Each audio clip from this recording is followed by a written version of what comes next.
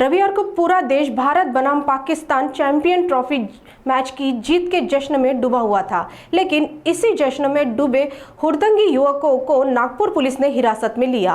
Police ने मौके पर कार्रवाई करते हुए इन्हें रोका और गिरफ्तार कर सलाखों के पीछे भेज दिया। रविवार को दुबई में खेले गए भारत बनाम पाकिस्तान चैंपियन ट्रॉफी मैच में टीम इंडिया की जीत के बाद नागपुर में जीत के जश्न में डूबे युवक बड़ी तादाद में सड़क पर निकल आए, लेकिन इस खुशी के मौके पर कई युवा हुड़दंग मचाने लगे।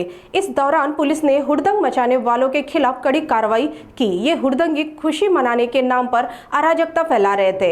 इस पर पुलिस ने तुरंत कार्रवाई करते हुए कई लोगों को हिरासत में लिया और कार्रवाई शुरू कर दी। काल 23 फेब्रुवारी रोजी भारत पाकिस्तान यांच्यात मॅच होती।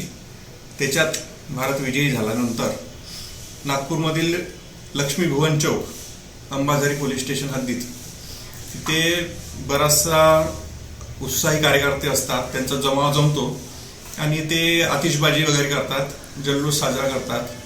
त्या ठिकाणी जवळपास 5000 ते 6000 कार्यकर्ते जमा झालेले होते। त्यावेळी ते फटाके फोडत होते, तसेच फटाके लोकांच्या अंगावर फेकत होते, जमा झालेल्या लोकांच्या अंगावर। त्याच्यामुळे तिथं चेंगराचेंगरी होऊ शकली असती।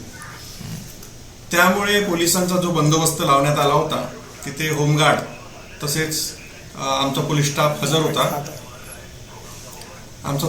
हजर होता।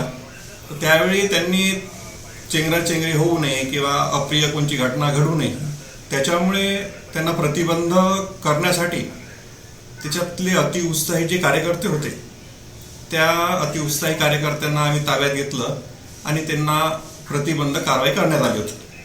तर याच्या व्यतिरिक्त आमची काही कारवाई करण्यात आलेली नव्हती आणि जी कारवाई केली होती त्याच्यानंतर त्यांना सोडून देण्यात आलं होतं। सर, एकूण किती लोकांना ताब्यामध्ये घेतलं होतं? त्यावेळी एकूण आम्ही 5 अतिउत्साही कार्यकर्ते ताब्यात घेतले होते। त्यांच्यावर कार्यवाही करण्यात येऊन त्यांना सोडण्यात आलेलं होतं।